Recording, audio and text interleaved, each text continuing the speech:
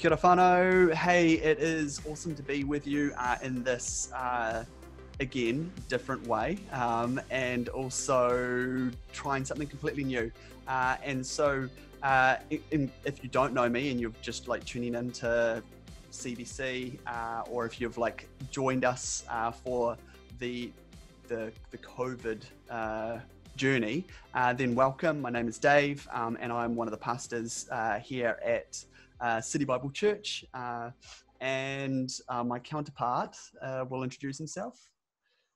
Hi everyone, I am Jeremy, for those of you who don't know me, and I'm also on staff at CBC. I serve as the pastoral care pastor, and generally behind the scenes, but that's me.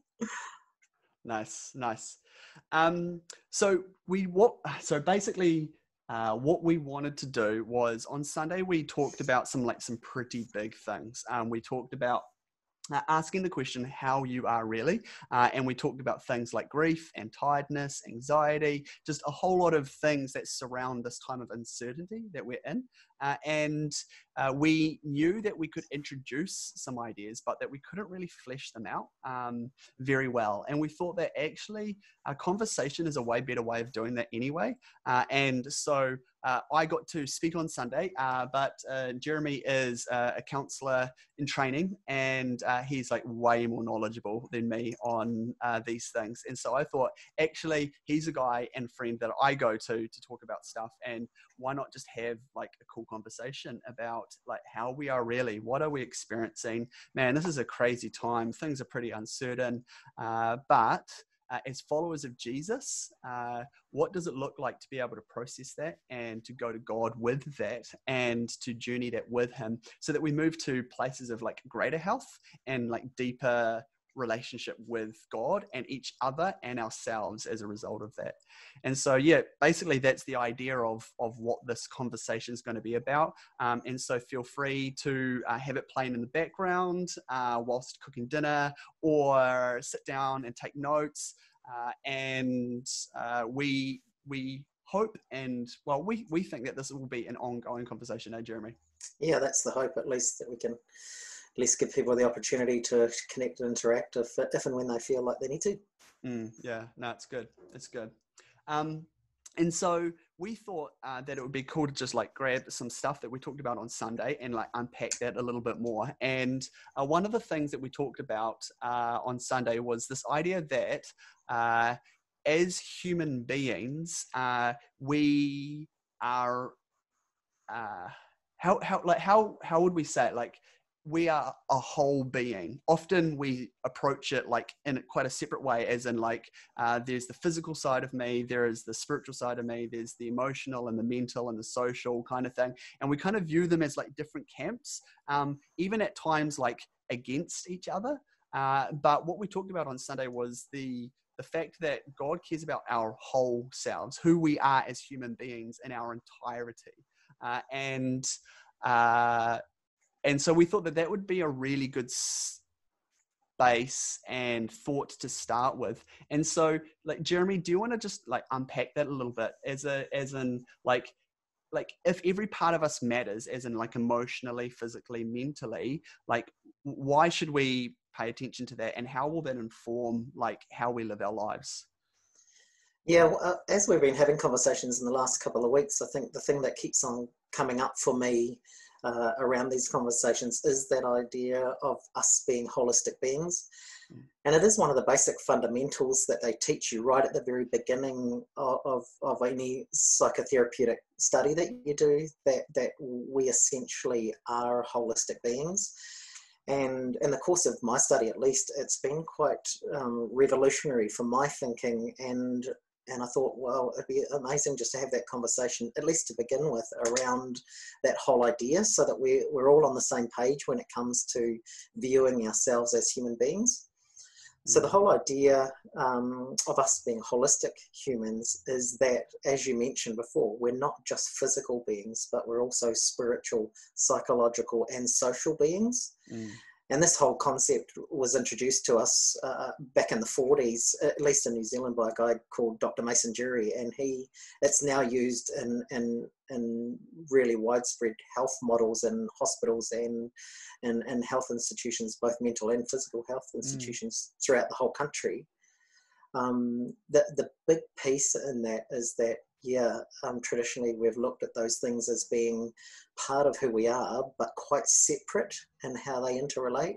And what we're coming to know is that that's not actually how it works, that we can't just experience things physically without those other aspects of our being coming into play. So often when we experience things physically, we're also going to experience things psychologically, emotionally, and socially as well, often. So that's been quite a massive learning for me, and it's really reshaped the way I've thought about everything that I experience, I guess. Yeah. No, that's good. Like, you often hear about kind of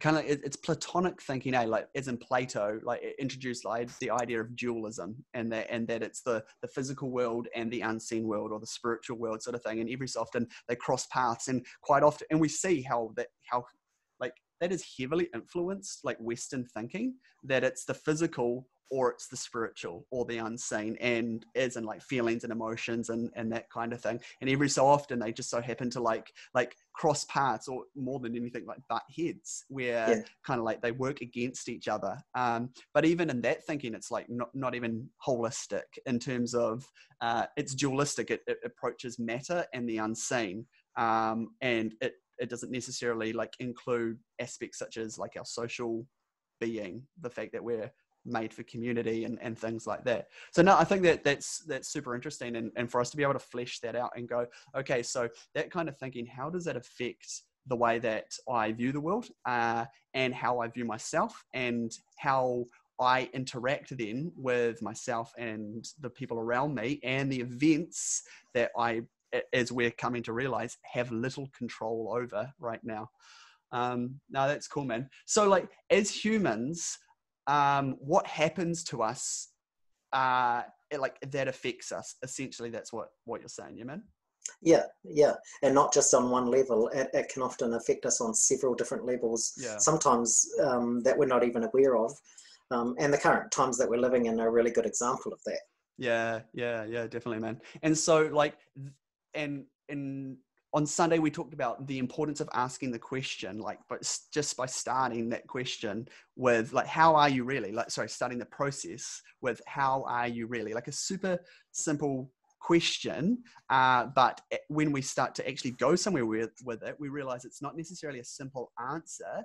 And we start to realize the complexity of who we are and what's actually going on around us and how it's affecting us. So, what are some of these things that we're experiencing, and like, how are they kind of like, how is that manifesting itself, like internally, or like within ourselves, be it mentally or physiologically, like within our body, or like that kind of thing? So we're experiencing some stuff, and how are we, or like, at least what are some of the ways that we're realizing it's affecting us?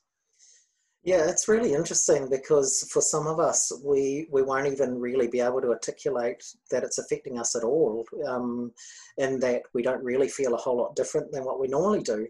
Whereas for others of us, it's almost like it's changed everything. And so it's different from everybody. I think the reactions that we're having are almost as unique as the individuals that it's happening with. Right. Yeah, interesting. So what I'm hearing a lot are things really simply like, I just am feeling tired a lot. I feel like I need to sleep more than usual, and I can't quite explain why. Right through to people saying that they're having full-blown anxiety and panic attacks, and also not really being able to attribute it to anything, or saying, I actually do struggle with anxiety, but it's way more than usual at the moment, and I'm not quite sure why. There's lots and lots of different ways that it's coming out. Inability to focus, like usual is even one that's real common at the moment. Like, yeah, I'm working from home and I've got nice quiet space, but I just can't concentrate for very long for some reason, and I don't know why. Yeah, yeah.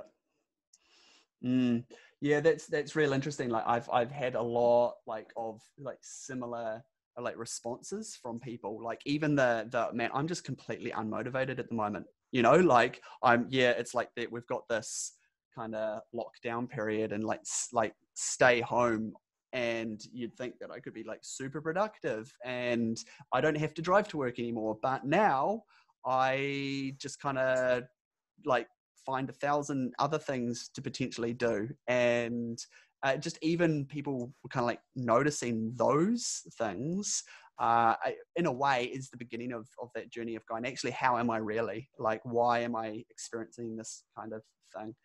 On Sunday, we talked about how grief or this tiredness that we're experiencing is a potential indicator of grief.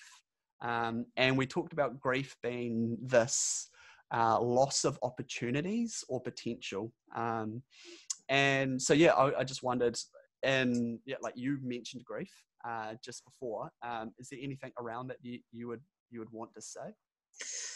Yeah, it's a conversation that's come up a lot just in dialogue that I've had with either tutors or colleagues or clients, or even just talking with people at CBC, where it's not necessarily where you would automatically go to with providing an answer to what is actually happening right now, and yet all the conversation that I'm having on a professional level is pointing to the fact that the predominant thing that we're experiencing right now is grief, or the loss of something that was, or like you mentioned, the loss of the potential of something that is yet to come. And that's not something that we would intuitively go, oh yeah, that's what I'm feeling, it's grief. Yeah. And yet that is what is essentially happening with a lot of us, is that grief is the feeling that is predominantly there for us. Yeah.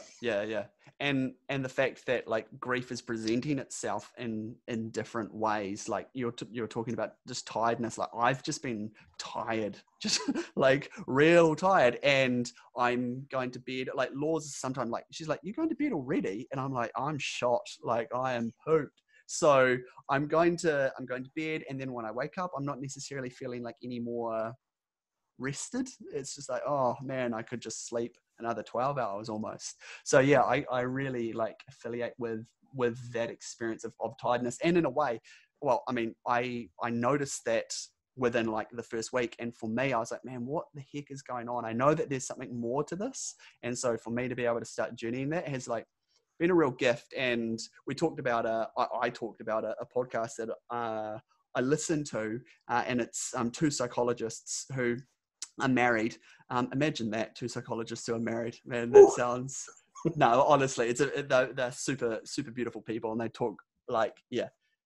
Listen to the podcast. It's Soul Talk. Anyway, I'm getting way off track here, but they introduced the idea to me, and it gave me some great language around the idea that what I'm experiencing is grief. This tiredness that you're experiencing, that's literally what they said. This tiredness that you're experiencing is grief. And for me, that was really helpful, because I was like, oh, okay, so that's what's going on. Now I can start to process it. I can now like talk to other people about it.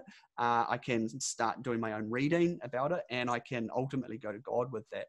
And that's that idea of like, how are you really? Because it's not just going, how am I? Oh, like I'm tired, I'll sleep more. Or how am I? I'm just feeling real blah, so I'll just stay feeling blah. Because that's ultimately not what we're talking about. Like it's not just simply identifying what we're feeling, it's doing something with that. Yeah, well, just being able to acknowledge and articulate something that's going on within us doesn't necessarily fix anything, does it? It just means that we now know that there's something going on. Yeah.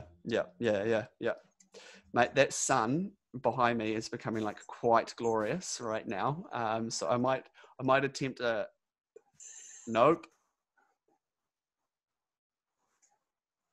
Is that better? Yeah, that's better for me. Yeah, sweet. See, this is the COVID life, eh? This is the lockdown life, just like rough and ready, baby. So yeah, I love Take it it. as it comes. Yeah, exactly. So yeah, like, so tiredness is a way that like, tiredness is something that we're feeling, and it's a way that grief can like manifest itself. It's some of the reading that I've done over the last couple of weeks, especially from David Kessler, who like worked with Elizabeth Kubler-Ross on the stages of grief. He talked about the fact that we potentially could be experiencing grief for those who are just like feeling a general discomfort, like an unknown kind of thing. And then I did some more reading and found that there could be like low level anxiety as another way in which we could be feeling like just a general sense of anxiousness. And exactly like you referred to before, that grief isn't necessarily about what has happened, but it can be about what will happen, or not even will happen, because that's the tricky thing about it. And that's what anticipatory grief is. It's the uncertainty of what will happen more. It's an imagined future, as David Kessler puts it in one of his interviews with the Harvard Business Journal or whoever it was. So yeah, what like around that would you say, like, because some people go, nah, I'm not necessarily feeling tired or anything like that, but I am maybe feeling a little bit anxious, or at least I'm uncertain about what's ahead of me. Like, what would we be saying to our friends in whānau who are kind of like talking about it in that way? Yeah, I guess in all of this, there is no normal response. Mm, So one of the big things for us, I think, to do is just to acknowledge that every one of us will respond to this differently, depending on, in large part, how we're wired often. yeah. Um, I mean, I'd read through a lot of studies around the whole idea of trauma and around the specific idea of soldiers coming back from serving in the war and how they processed the experience that they've had during war times. Mm, And even in those really, really intense times, the emotional and psychological responses of soldiers is vastly different. yeah. They could both be sitting side by side in a trench with bombs going off around their ears, and yet one of those soldiers may come home and experience very little long-term psychological or emotional distress because of it, Mm, and the other soldier who experienced the very same things can come back and spend the rest of their life struggling mm, with mental wellness, yeah. and the apparent difference is not there at all, because they were in the same place at the same time going through the same things. Yeah. But Yeah. because they processed it differently, you end up with vastly different results. Yeah. So, and like, it's not, hey, let's all self-diagnose that like I must be like unbeknown to me, like feeling this or experiencing this in some way. But it's more just like pain recognition and acknowledgement to what I am experiencing, so that if I do start to feel things, or like, and that might be emotionally, but it could be physiologically as well, like in like my body, like I couldn't, some of the stuff that I've been reading about is like, for example, people who have just like lost their appetite, like they just don't want to like eat anything, or they're eating everything, you know, like, and that's a real bodily response to stuff that's going on. So yeah. Yeah, yeah, and similarly, too, you get the contrast between people who are hyper aroused or hyper vigilant about everything. Yeah. They Yeah. just are non-stop. Yeah. And then other people are hypo vigilant or hyper aroused, where they can barely even pull themselves out of bed in the morning, let Yeah. alone do anything. So again, there's just a massive contrast between the reactions depending on how we process what we're going through. Yeah, yeah, yeah, yeah, yeah, big time. Yeah, and so what would you say to somebody who's just going, man, like I'm feeling stuff, I'm not 100% sure what it is. It might be something, it might not. Like, what's just some helpful tools and tips for people like that? Yeah, I just think from a practical level, I think the really basics of being able to cut yourself a break, Yeah, and know that this, what we're going through at the moment, that they've labelled a pandemic, is a worldwide event yeah, where the entire world is changing and has changed. yeah, And so why would we expect that there are no implications for us as individuals? Mm. That's unrealistic. We are all experiencing this in one way or another, either through not really feeling anything, through to being super anxious and super depressed even for some of us. So I would say right from a really basic level is just being able to cut yourself a break and cut a break for those people who are around you as well. Because I'm hearing stories of people who are going, my spouse is acting really weird at the moment. Yeah, yeah, They're normally real chilled out, and yet at the moment they're really super hyper vigilant about everything, and it's yeah, really weird. yeah, So again, it's just going, we're in extraordinary times, so let's just cut each other a break a little yeah, bit. yeah, yeah, yeah. Yeah, no, that's real helpful, man. It's real. It's simple advice, eh? But it's advice that kind of like, I don't know, in a way, because it's so simple, we can kind of like lose it. You know, like it's just like, oh wow, yeah. Yeah, So maybe I need a 10-step program to see me through this whole process when often that's not really even needed or the case at all. yeah, yeah, and that stuff might like be stirred up in us for the next like during this time, but that right now also it might be the time to just acknowledge that, but not necessarily like completely unpack that. Would you agree with that, or Yeah, I mean, one of the really obvious things that's going on right now is because one of the aspects to our being as humans is that we're social. One of the real obvious things is that isolation has stopped us from interacting in normal social ways that we would normally do. yep, So that immediately affects our entire overall health and well-being. mm, So even something just as simple as picking up the phone and connecting with somebody can have huge ramifications on our mental and physical health and well-being. yeah, So even looking at things like that introspectively and going, actually, could I just ring up and talk to that mate that I normally would have interactions with every day, but I haven't been able to because I'm not allowed to leave my house at the moment? yeah, Could I just pick the phone up and have a conversation with them? yeah, yeah, and that's one of the tricky things I would say that over this however long next period of time, that already so much of what we've known and how we do things has like been challenged. In fact, like ways of life have been like shaken to their core. And I would say that one of the things that I've seen as like a common response is kind of um like anger towards that, and as a result of that there's been an inability to engage in just, well, okay, this is what it is for now, and what are some ways that I can engage in it, even though that might not look like the version that I really enjoy. It's still a version of it, and so that's just been a real interesting uh, conversation that I've had a couple of times just with people who have just gone, it's like it's either the way that I want it or like it's just not worth it like at all. But that's defeatist in of itself, because it's going, well, actually it's not necessarily like how it's done that it benefits you, but it's the fact that it puts you in connection with other people, or it helps you process what you're thinking, or yeah, you can't go necessarily to like to the gym at the moment, but you can get outside, you know, like just even like simple things like that, that for some people it's just shaken their world. Yeah, and if you think about anger in context to its relationship with grief and being one of the stages they identify Yeah, as being connected, then it kind of makes sense. But it also kind of provokes a question to go, well, what is anger, and why is it that I'm feeling anger at the moment? Because it seems weird that a response to what's happening at the moment is anger.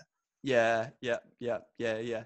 And so if we are able to identify some of those things that we go, oh, this is a little bit off for me right now, like normally that wouldn't like ruffle my feathers, or even if it would, it seems to be affecting me more than it normally would, that those are potential indicators that there is actually some like something going on in me that I'm not yet completely aware of. And there's a high chance that could be grief, would you say? Just like the loss of Yeah. opportunity and potential, like I can't go to the gym anymore. Yeah. Or Yeah. I like, for me, like one of the things that like I'm just kind of like sad about, and initially there was a level of denial, like for church community, for me, is that it was just like, oh well, this will just pass, like, or this won't happen quickly, this will just like happen quickly, and then like we can be done with it. And then it moved to more like, I suppose, like bargaining in a way, where it was more like, well, if I can, like, if we just do this now, if we just do this for the 4 weeks, then we can go back to that kind of thing. And I realized that like none of that thinking was actually like healthy or helpful, because ultimately they just still left me in a state of not actually dealing with what I was feeling or thinking. And that actually a better thing to move towards, and this is what they talk about in the stages of grief, is acceptance, to actually be able to accept what's going on, because this loss of community, the ability to like hang out with friends, and to gather together as a church community on a Sunday, I have no control over, but it's not worth the emotional energy that it will take from me. Yeah, yeah. I think I does that make sense? Yeah, I mean, just acknowledging that even though some of those responses are not helpful, that at the same time they are often natural.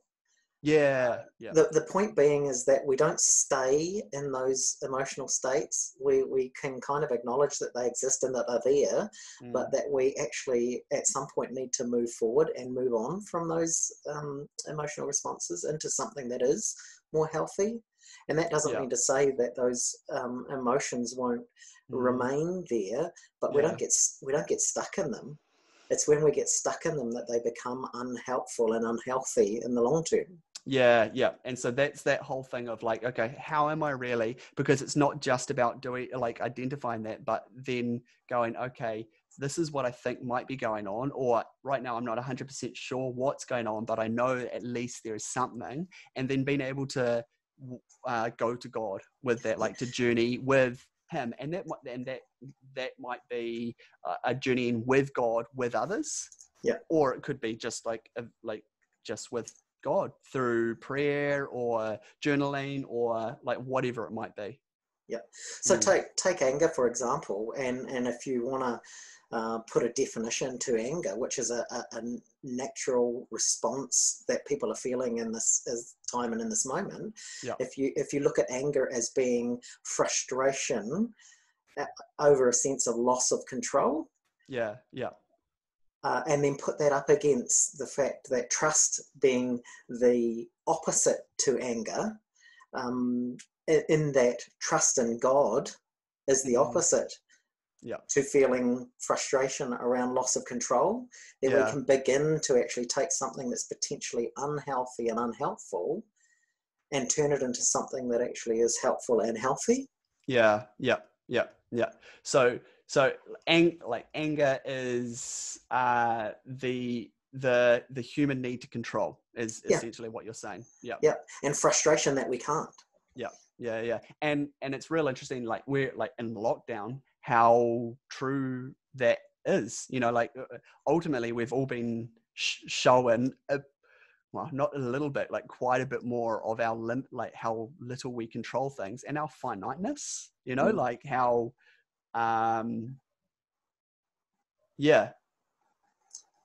even something as simple as the government can make a call and I have to stay home, like, and it's just like, oh, like what's going on? So.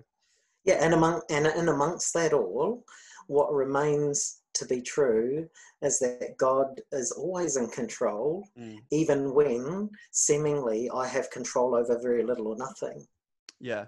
And that's why we go like to Him, because we weren't, as humans, we weren't made to control things. Like ultimately we're in a way like usurping control from God when we attempt to like control things. And so it's it kind of, anger in a way is it's a rejection of two things.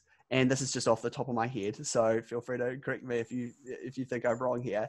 But that anger in a way is the rejection of God and who He is, and it's also a rejection of my humanity, because I'm not actually well, I don't want to have these limits. I don't want to not be able to do exactly what I want to do whenever I want to do it. And that one of the things that kind of like God's been journeying with me on for the last couple of years is that like limits are actually a gift from Him. And that when we try to live beyond them or outside of them, that's when we get into for me, I've gotten into like quite a bit of trouble, like from, and that can like happen or look like a lot of different things. And so, yeah, that when we're angry, it's because we're fighting for control. And when we're fighting for control, we're rejecting God in a way, because we're saying actually we think we could do a better job, and we're also rejecting His plan for us, like as humans, and we're rejecting our own humanity, that He designed us in a certain way, and it wasn't to be God, it wasn't to be Him, it wasn't to control things, but to enjoy Him and trust Him completely and enjoy that relationship. And it's quite different to, I suppose, the world's definition of like what freedom is. Yeah, I mean, there's some balance to be had there too, I think, because there's situations where the appropriate response is anger, and it's not necessarily the case that in your anger you're rejecting God. For example, I think a normal or natural response to injustice is legitimately anger. Yeah. And I think God has some of those same responses where He is really opposed to the idea of injustice. Yes. And in that setting, it prompts us or it provokes us into a potential for a good response. Yeah. Yeah. So in that way, anger can be a healthy thing. Yeah. It's what you do with it that makes all the difference. Yeah. So ultimately, it's just like any. I suppose it's just a misappropriation. Yeah. Like it's a misdirection. Yeah. When it draws like either it can draw us like closer to God and His heart and the things that He desires and longs for, or take us away from or push us away from as we attempt to be God ourselves. Yeah, and take that control that was never ours to have to start with. Yeah. It's good thoughts, man. It's good. So if we're talking about like ways in which we we can attempt to cope with these things. So if I'm feeling all this stuff and all this stuff is happening to me, or it's going on around me at least, and as humans, we have a propensity to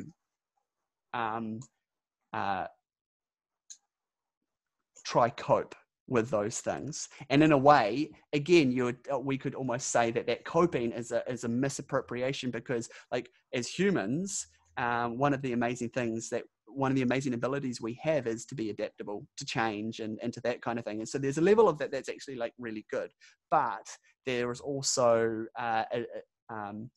that can very quickly become dysfunctional as we misappropriate that and we start to go to things to be okay, rather than actually this is just what I need to do for the next while, that kind of thing. And so what are some of the ways that we try to cope with what is going on around us? You've talked a little bit about like hyperactivity already, and we've talked a bit about like tiredness and like maybe just sleeping a lot.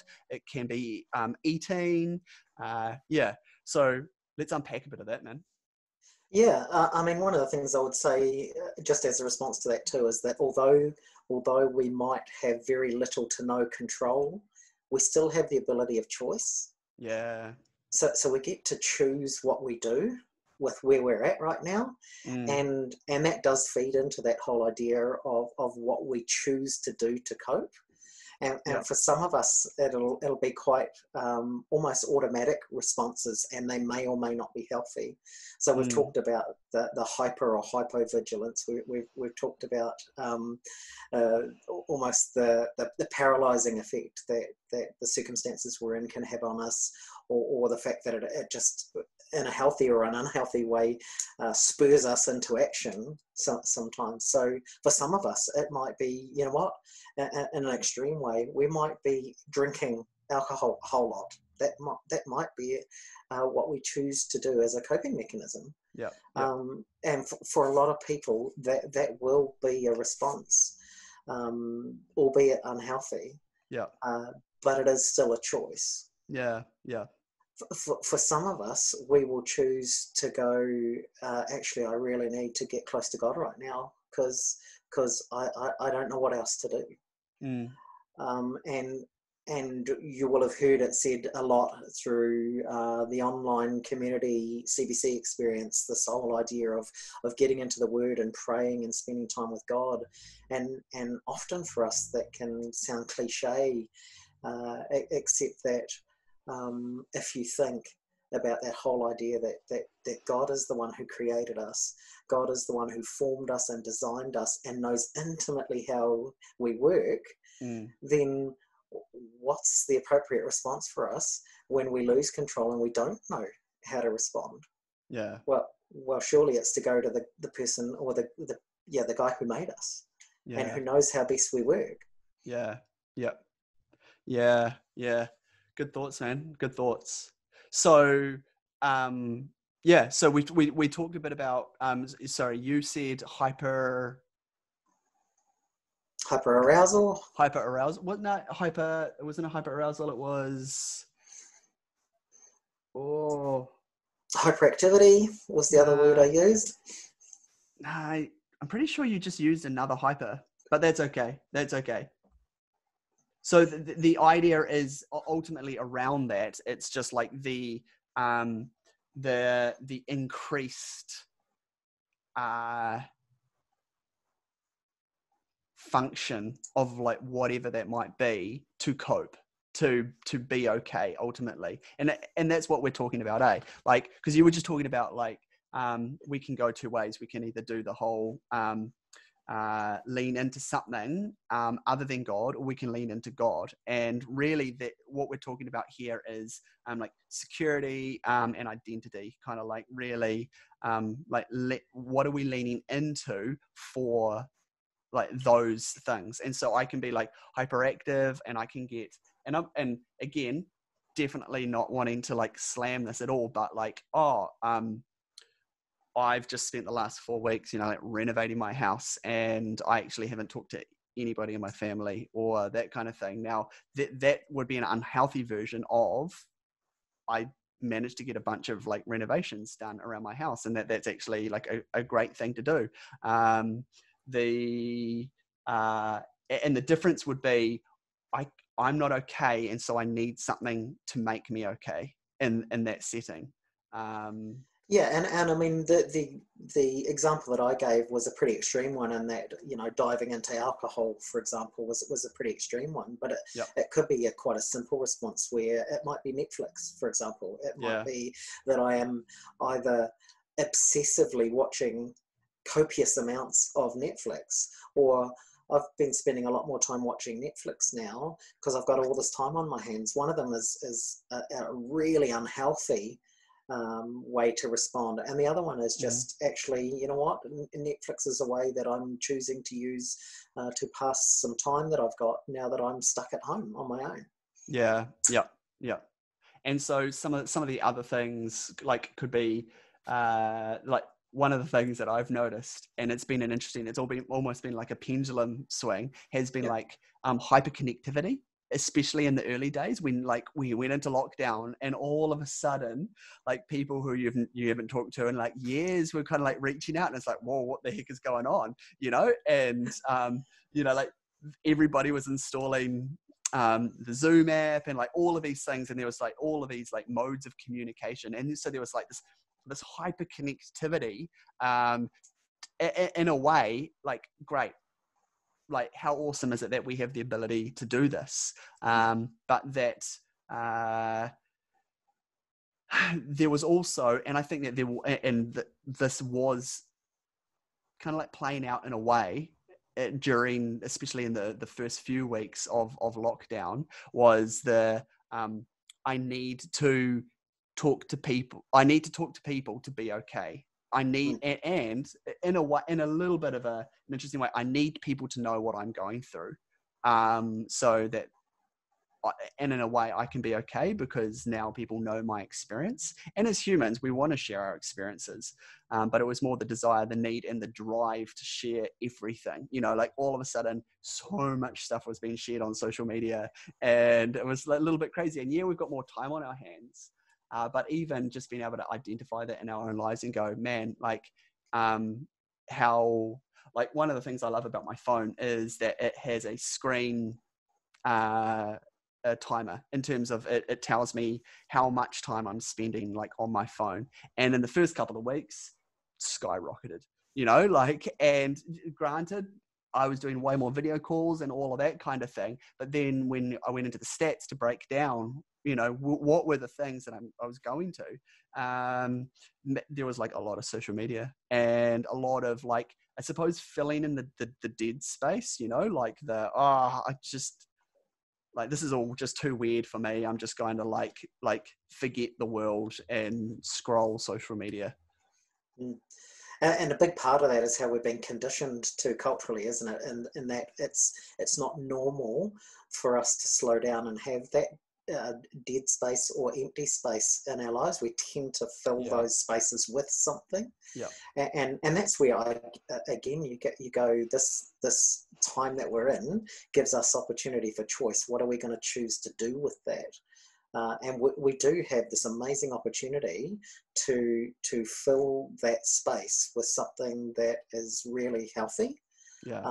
And the question then becomes, what is it that we can fill that space with that becomes healthy?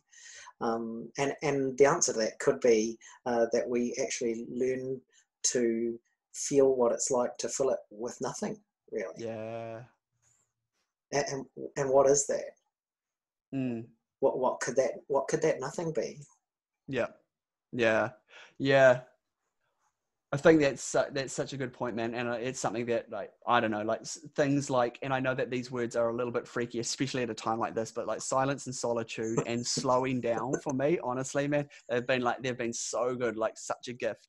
But at the same time, like, I suppose the opposite, like the opposite to the pendulum swing that I would say that I've witnessed a bit of would be, initially there was this hyperconnectivity to, then within weeks, kind of like, there were, you know, like, there were phrases being thrown around to like Zoom fatigue and all of that kind of thing. And all of a sudden, people who were like hyper engaged, just kind of fell off the face of the earth, you know, like, and so it went from hyperconnectivity to self-isolation, like on like, in quite an extreme way. And it was all about, I'm just sick of technology. I'm just this, you know, all of that kind of thing. And then it was, and I mean, I understand it. Like, I was tired of looking at a screen myself. But then it was like, okay, so then what are you doing then if you're not like engaging with people on this? And they're like, oh, I've been watching Netflix. And I'm like, well, it's still a screen, like, and that kind of thing. And so I think that it was a little bit more like, well, maybe there's like more at play here.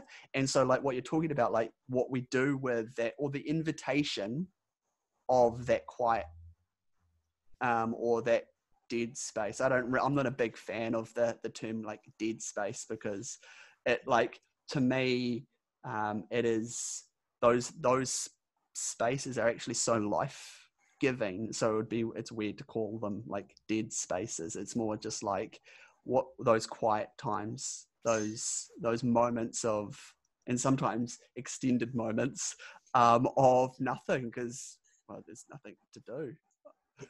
Yeah. Again, most of us who are in isolation don't want to hear the word solitude bandied about, because we're already feeling this whole idea of being alone or being isolated, and solitude sounds like isolation, and yet I guess one of the things we're trying to get to or get at here is that they're two different things. Yes.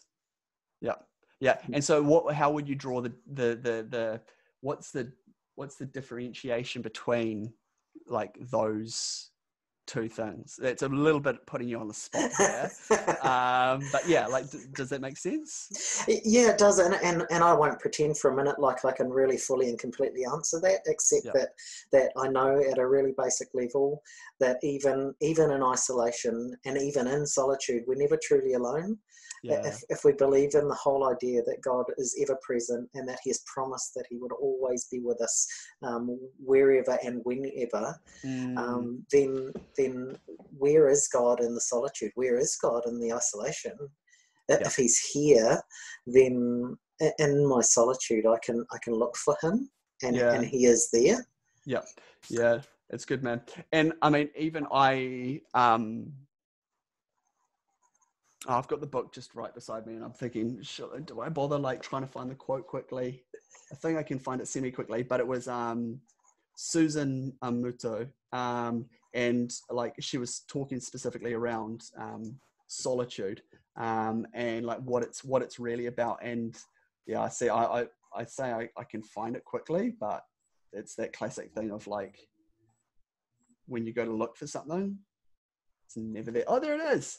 So yeah, she talks about the idea of like in a noise polluted world, it is even difficult to hear ourselves think, let alone try to be still and know God. Yet it seems essential for our spiritual life to seek some silence, no matter how busy we may be. Silence is not to be shunned as empty space. That's the kind of like that dead space idea, but to be befriended as fertile ground for intimacy with God. And that's that whole idea of like something like silence or solitude. That it's like you're saying, as followers of Jesus,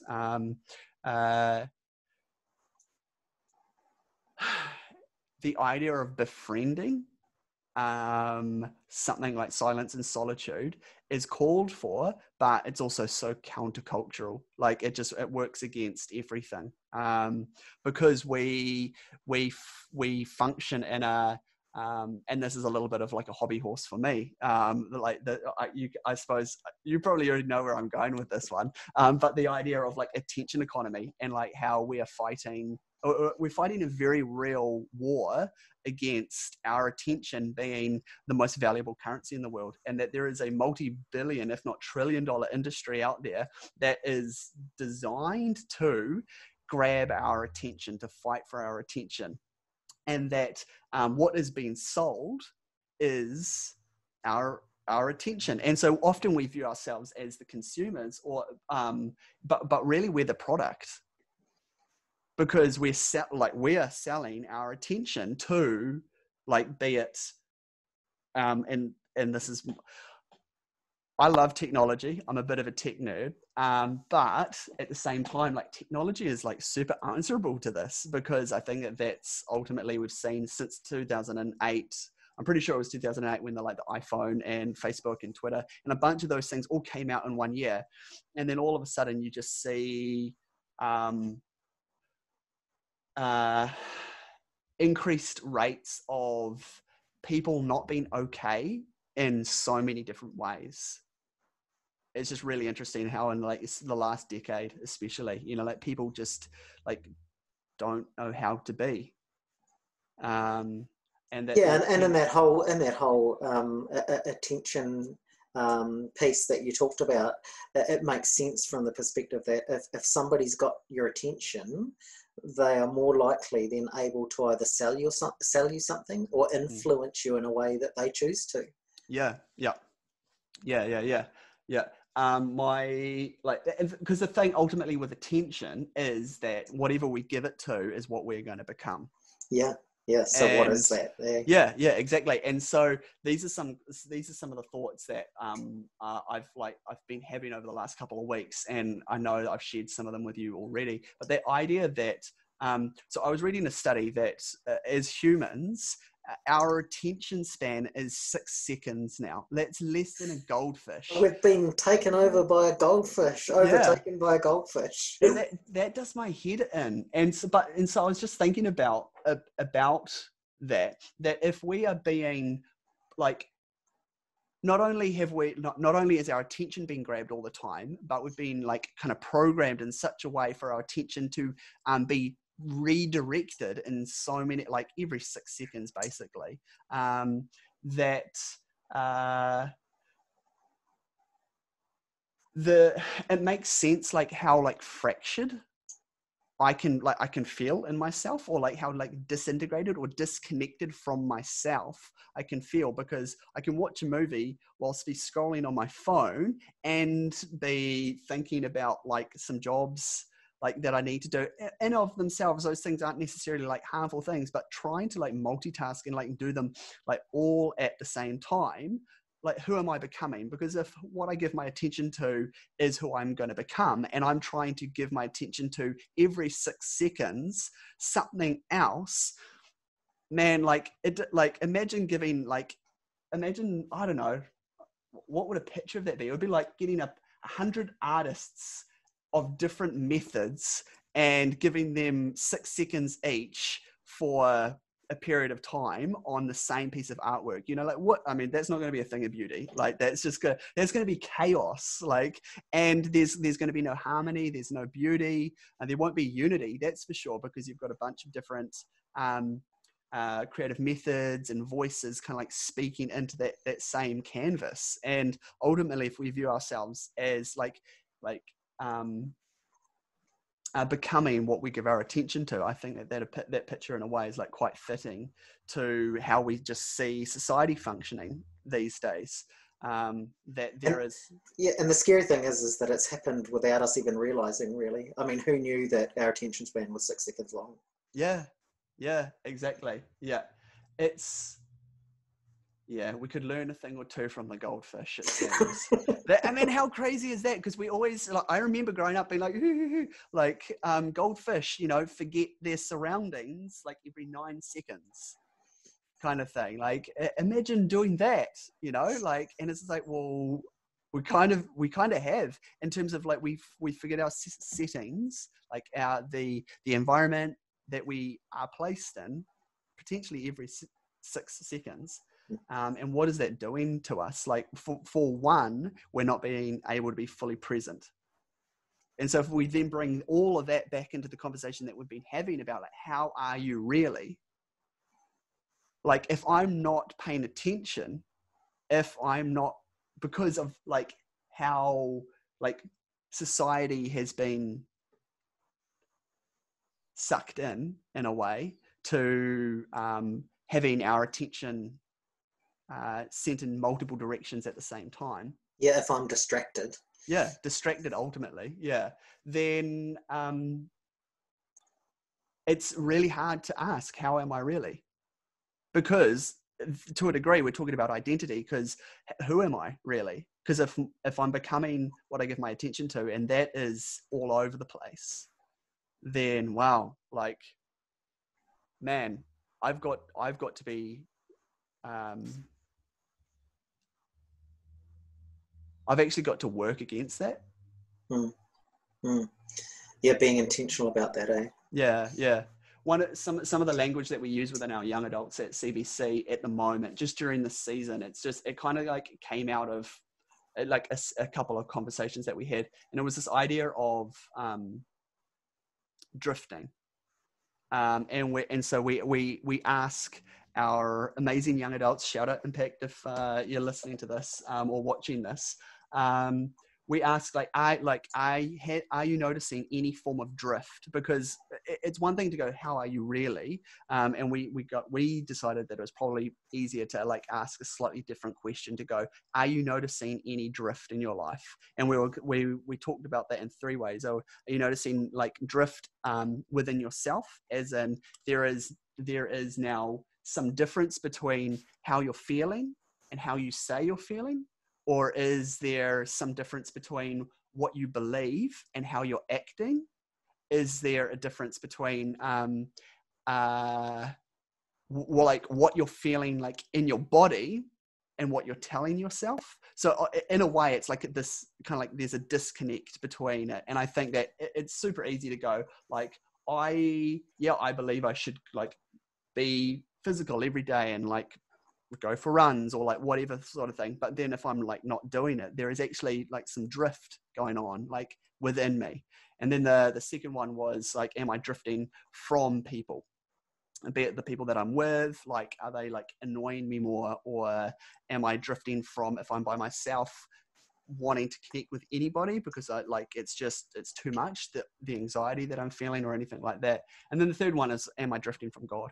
And I think all of them,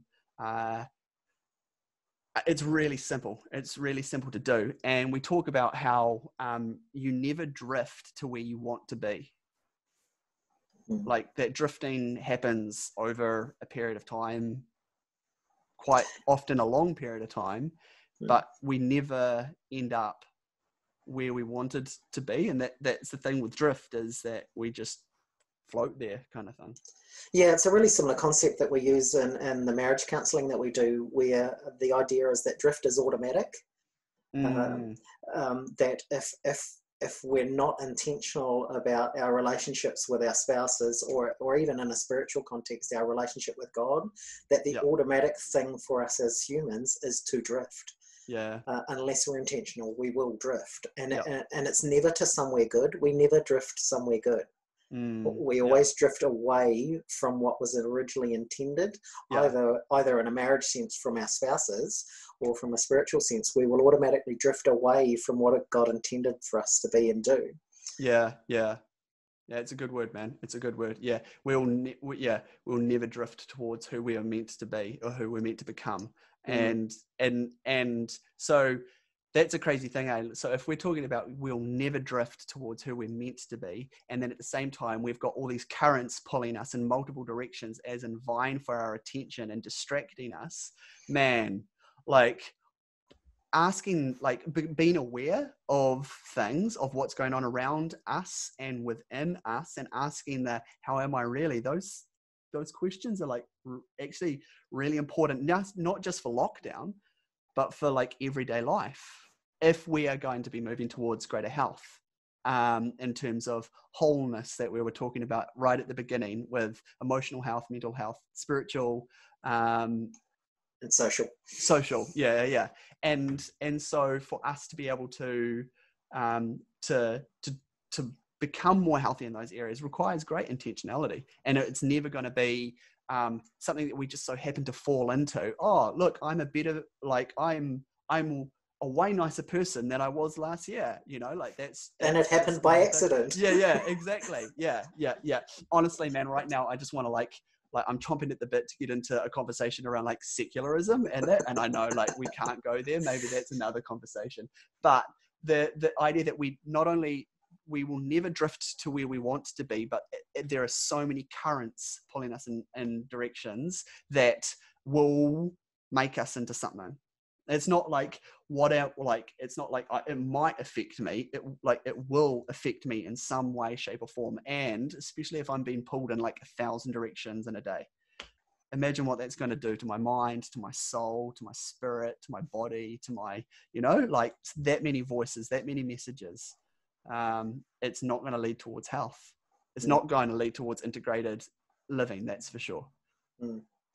Yeah, and if we come back to that whole idea that if God's the one who created us, if he's the one who intentionally designed us, and he's ultimately the one who has the instructions for what will bring us to that place of ultimate health and well-being, then that pull towards all those other things we talked about becomes an all-important thing for us to then focus on and decide whether or not we're going to give in and get distracted by all those things, or whether we're going to be intentional about giving that time, giving that focus to what we know is important. Yeah. But befriending that space as a space for intimacy with God. Yeah. Whether that be through just reading through his word, or spending time praying and talking with him, or going out and having that walk on your own and just enjoying the amazing creation that is all around us, where God is present in all of those things. That's an intentional choice of ours to make. Yeah. So like as followers of Jesus, in a way, what we're talking about now is like how can we begin to process these things and like what can we practice that will aid us to journey them, to go to God with them as he always intended us to, because it's not like God's been blindsided by like any of this either. And so, yeah, so you've mentioned some stuff like reading the word, prayer. Yeah. Exercise, even exercise is something that is really vital. One is because we have been created physical beings, and we've got to look after them either through what we put into them, be it nutrition, food, or whatever, but also to keep the body moving, to keep it functioning how it was supposed to. That then has an effect on our spiritual well-being as well. Yeah. Again, it's looking at every aspect of who we are and giving it attention in the way that God always intended for us to. Yeah. Recognizing something as simple as like my body is the temple of Holy Spirit, that Jesus like indwells me, and so clearly he cares about my body, like because and even the fact that like Jesus came, like he was like God incarnate, God in flesh.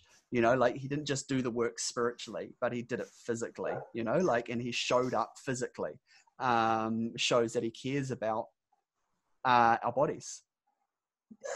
And if we grasp hold of that whole idea of us being holistic beings, there isn't any point us focusing solely on getting the spiritual aspect of us okay, meanwhile trashing our bodies with junk food and sitting around on the couch all day. If we're holistic beings, then we look after all of who we are. Yeah. It's the difference between disintegrated or integrated living.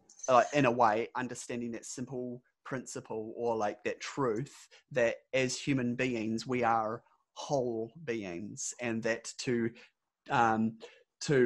either hypervalue or undervalue any part of us will have an effect on the other parts, because it will either mean if we hypervalue some, then others will potentially be neglected or relegated.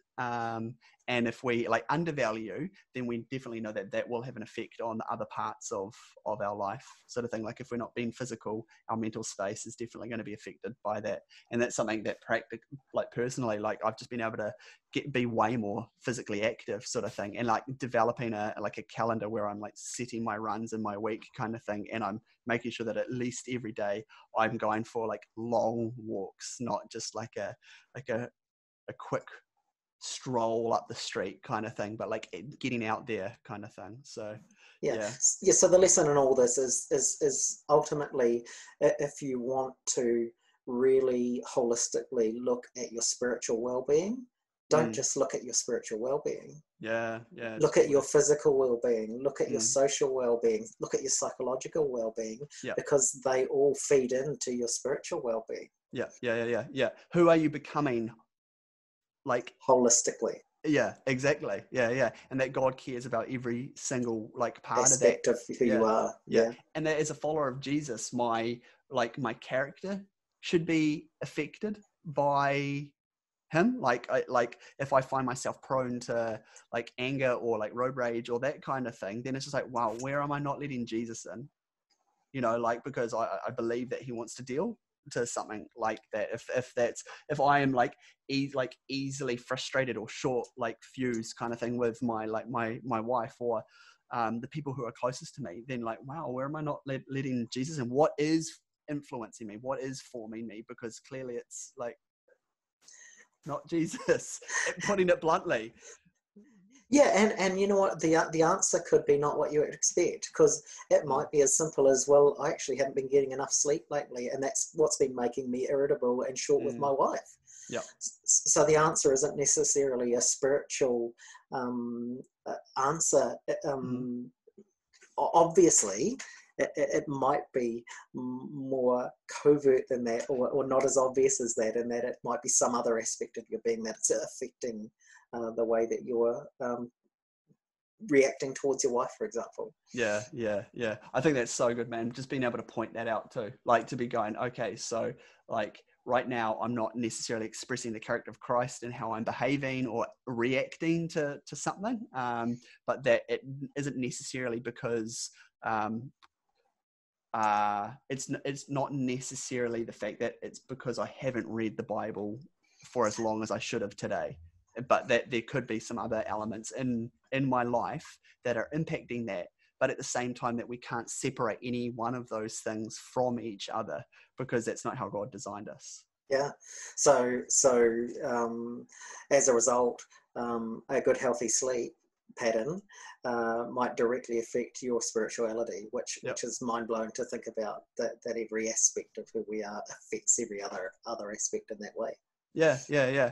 And even just like kind of in a way, we're talking about embodied practices, aren't we? Yeah.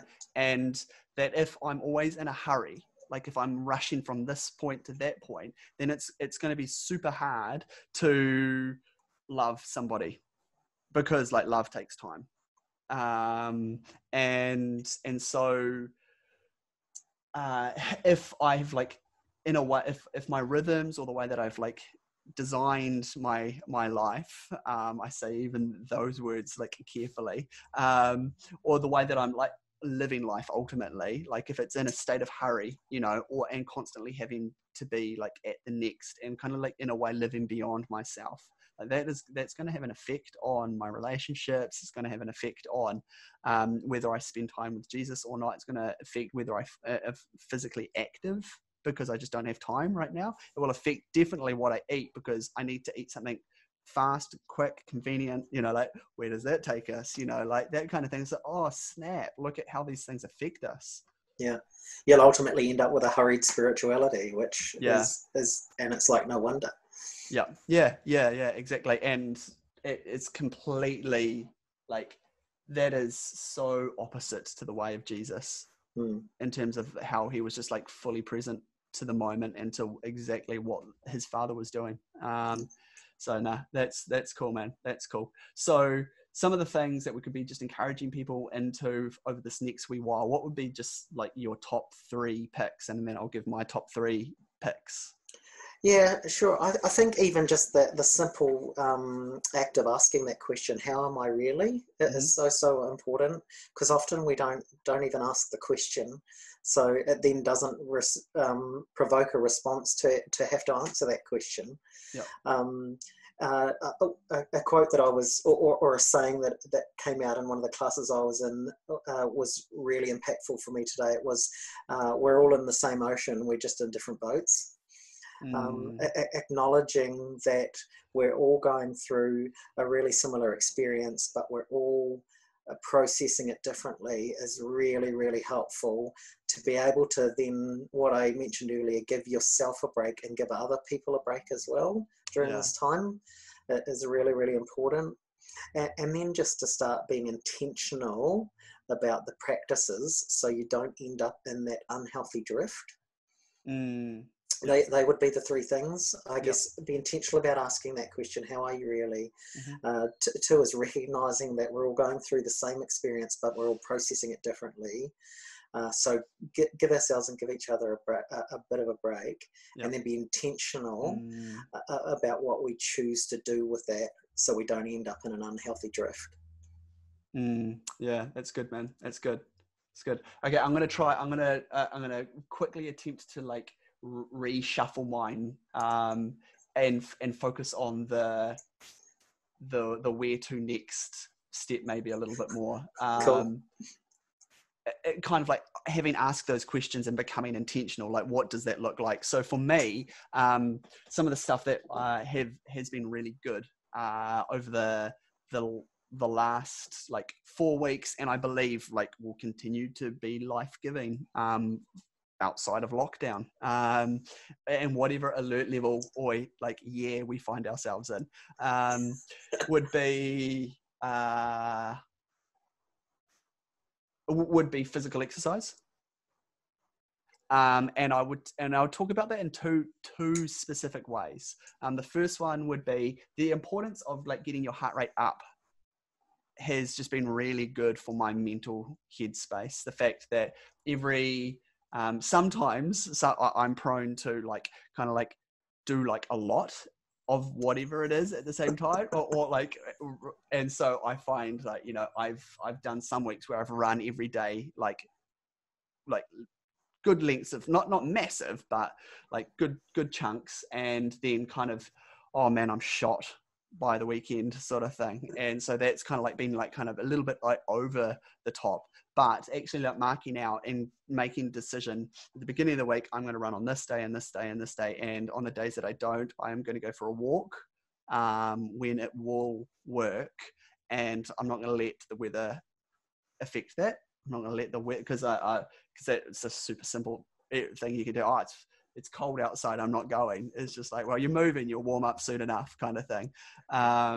And so something like that, getting the heart rate up. But then at the same time, I would say being physical and getting your heart rate down, like actually slowing your heart rate. Because I've noticed there's been a couple of times where I've been like feeling like real manic in my head, and it's just been like 1,000 thoughts, and I'm feeling 1,000 things, and my heart has like actually been, I've realized my heart's beating a bit faster right now, and there's a whole lot going. And then it's like, okay, well, I'm going to go for a run and just like burn off some of this energy or that kind of thing. And then I've realized, man, that's actually probably the worst thing that I can do. And so for me on the weekends, I don't go for on the weekends, as in like my Friday and my Saturday, I don't go for runs now. And that's when I go for long walks, and I intentionally walk really slowly. And it's me trying to slow my head and my heart down through a physical thing. And in a way, just become more aware of God's presence by walking slowly with him, because he's not in a rush. He's not hurried. He's not caught off guard. He's not rushing to the next thing. He's everywhere all at the same time. So he's got this kind of thing. And so in a way, I'm reminding myself of truths through a physical expression of them. And it's kind of like an embodied practice for me. And so it's been the two things: get my heart rate up, get my heart rate down. And it's both been through physical. And it's been really interesting for how I've experienced God in some like really cool ways, just through like doing that and realizing that he cares deeply about like my body and my mind and what I'm feeling and like all of those different things. And so it's been cool to be able to experience Jesus in a spiritual way through a physical practice. And I think that as Westerners, we're really not good at that. So that would be like one of the things that I'd be saying. And then two others that at the moment have been like really good for me would be one called Visio Divina, and in a way that's just Latin for sacred seeing. And so it's just seeing God in everything, as in not that everything is God, but recognizing his beauty and how he has formed all things. And so that could be in a person, that they are the image bearer of God, and that I can actually commune with God by talking to them. And that's a little bit like mind blowing sort of thing. And I'm still like delving into that a little bit. And figuring out what that really looks like, but really simple way for all the people who love nature, like just being able to go out and like enjoying the autumn air, and the leaves falling from the trees, and even the leaves changing color, stuff like that. It's been super, super good. That would be the Visio Divina. So sacred seeing the beauty, the goodness, and the truth of God and all the things around me, and realizing that this world is awash with his grace. And then the third one would be like breath prayers. Again, it's a physical thing for me. It's a way of meditating. It's a way of like slowing myself down, becoming aware of my breathing through the repetition of words or verses that mean like a lot to me as a follower of Jesus. And so for me, one of the things like my immediate go-to if I'm feeling like I need to, and it's amazing how within like even 30 seconds I feel it having an effect on me, is praying the simple word of like Maranatha, and like which is just Aramaic for "Come, Lord Jesus." And but allowing that word, because you can break it into 4 to direct my breathing. Ra, So that sounds weird, me doing it out loud, but if I'm doing it quietly in my breath, like, and at the same time recognizing that's a prayer, come Lord Jesus, like, man, I need you right now. And I want to commune with you, sort of thing. I know you're everywhere, but I'm slowing myself right down to commune with you. So that's been a real cool thing for me. And I mean, you can pray all sorts of things. Like some people just simply say something like Jesus, like just that's what they breathe in and breathe out, breathe in and breathe out, breathe in and breathe out. And then when you realize actually like every breath that I have is from him, then it starts to make sense. And it's just about a slowing down and becoming more present, more aware, and allowing my heart rate and my mind rate to slow down so that I can be a little more present and ultimately be changed by Jesus as I realize actually he's here with me. What is he doing? What is he saying? And then from that, I'll often go into something like reading God's word or praying about specifics or that kind of thing. So for me, those would be like okay, so I'm recognizing how I am. And the things that you're talking about, like that intentionality and being aware that we don't just drift to where we want to be. And so these are some of the things that I think that we can do in a very simple way, and go, yeah, okay, let's meet with Jesus and become more like him. That's good. That's great. It's a very cool way to incorporate several aspects of our being into one thing, isn't it? Oh, majorly so. And I'm just thankful that we've got such like an amazing heritage handed to us through church history of just like these just really simple things. And ultimately, more than anything, more than church history, it's the ways of Jesus sort of thing, that he would often retreat to being with his Father sort of thing, but that those retreats can be long or short and they can look really, really different. But we can be guaranteed that if we retreat or we seek to get away with Jesus, he's gonna meet with us because he's already there. It's probably more than anything, it's us just becoming more aware of that and catching up to that truth. So yeah, that's right. So anyway, we'll park this conversation now. It's been quite a lengthy one. It's been good, man. I really appreciate your insight and how you've just been able to like bring like in a way a wholeness, a fullness, like to this conversation. So I really do appreciate your insight and how you've just, even over the last couple of weeks as we've been having conversations, how you've been able to direct my thoughts and encourage me and challenge me. And so, yeah, that's been really cool. But we do want to be able to continue to have this conversation. And so, like, what would you say to those who have gone, actually, I need to talk more about this right now? Yeah, I think one of the primary drivers behind this is the whole idea of conversation and the opportunity to be able to open up the possibility for ongoing conversation. This is never meant to be an exclusive one between Dave and Jeremy. It's more an opportunity for an invitation for other people who might maybe resonate even with one or two things that we might have talked about to have the opportunity to engage in conversation. So that's really been, I know in our discussions, been our heart to go, even though we've had the conversation, we want to be able to open up the invitation for other people to join in, that it's not exclusive just about us. So that would be, I guess, what I would want going forward, is that other people would have that same opportunity to engage in the conversation we've been having. Yeah, cool. And so how can people do that? I mean, there's, again, depending on who it is and how they want to communicate, again, it's different courses for different horses. For some people, they'll want to maybe email or have a one-on-one phone conversation or a Zoom conversation like we're having. We obviously can't do the face-to-face right now unless it's 2 meters apart. But if that's needed, then that's what we can organise as well. But I guess it's just connecting with us and figuring out how that might best work. Yeah, cool. So I suppose, like, in a way, if people are going, man, I have no way of contacting these guys, like, you can easily do it like through Facebook, like as in like search City Bible Church and just make sure that you contact the one in New Zealand, because there is also one in America. And so, yeah, just you can like reach out to us. We have our eyes on the messages coming in, so you can private message us that way. You can contact us through Instagram, or you can email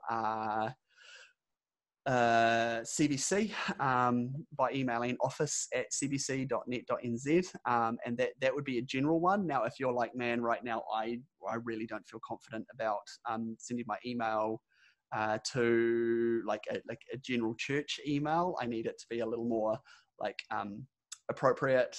I need it to be a little more covert than that. Then I suppose I'll just give my email. I think that. On then. Yeah, dave@cbc.net.nz. It was never going to be a hard one to figure out anyway. So dave@cbc.net.nz, and whether you want to talk to myself or to Jeremy, then just like reach out to us, and you can email us, and then we can go from there as to like how will we communicate, how do we best do this. So yeah, basically that's it, bro. Yeah, sounds great. So if you've stuck with us to the end of this conversation, firstly, like well done, because this is like being a lengthy one. I haven't even been watching the time.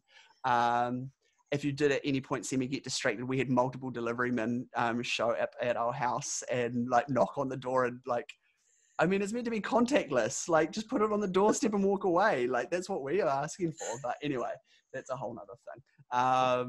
So yeah, we love you, and we miss being able to connect like physically, but at the same time we are deeply grateful for the work that we believe that Jesus is doing in us by his Spirit during this time, and that ultimately we would come out of this looking more like him and experiencing more of him because of what he does during this time. And so we need to not like relegate this, we need to not shun this time, but like Susan Mutoy says, that we can befriend this space as a space for intimacy with God, to be going deeper with him and becoming more like him.